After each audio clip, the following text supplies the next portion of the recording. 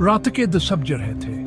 बाहर तेज आंधी चल रही थी, बिजली चमक रही थी और जोर जोर से बादल गरज रहे थे। एक पुरानी हवेली जो शहर से 2 राय के वीरान इलाके में वाक़ थी, अंधेरे में डूबी हुई थी।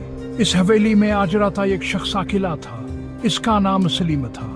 सलीमा एक मसूर था और उसे पुरानी इमारतों में रहकर काम करना पसंद था। सलीम ने हवेली के एक कमरे में अपना सामान रखा था। कमर हब तबड़ा था और इसकी दीवारों पर पुरानी तस्वीरें लगी हुई थी। सलीम ने खिड़की के बाहर देखा। बिजली की रोशनी में एक लम्हे के लिए कब्रिस्तान नजर आया जो हवेली के पीछे वाक़ था। सलीम ने दिल में सोचा, यह जगह तो बहुत खौफनाक है। रात गहरी होती जा रही थी। सलीमा पनाह का मुख्तम करके सोने की तैयारी करने लगा। अचानक सुने एक अजीब सी आवाज सुनी। ये आवाज किसी के रोने जैसी थी। सलीम घबरा गया। वो आहिस्ता आहिस्ता आवाज की तरफ बढ़ा। आवाज हवेली के एक पुराने कमरे से आ रही। सलीम ने डरते डरते कमरे का दरवाजा खोला। कमरा खाली था, लेकिन सलीम को ऐसा लगा जैसे यहाँ कोई मौजूद है।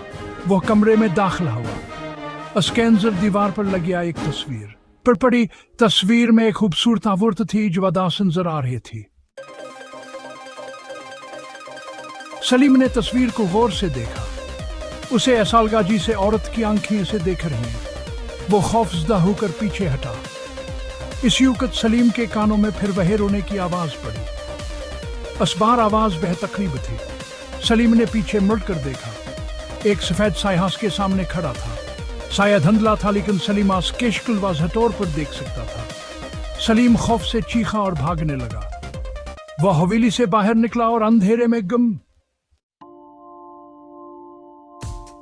सुबह हुई तो लोगों ने सलीम को हवेली के करीब बेहोश पाया। जब से होश आया तो उसने लोगों को रात के वाकयात के बारे में बताया। लोगों ने सलीम की बातों पर यकीन नहीं किया।